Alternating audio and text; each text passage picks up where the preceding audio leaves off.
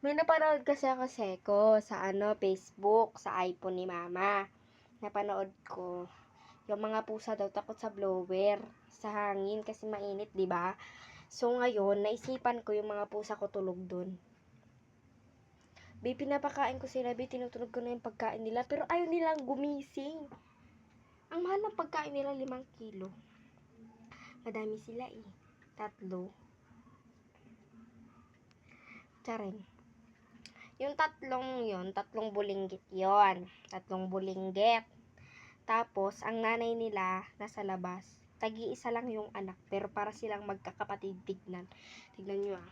Yung isa itim, yung isa gray, yung isa, orange. Ayan. Ayan mga basic ko. Pagtitiripan na kayo ni Madam Rowie, kasi guys, napanood ko sa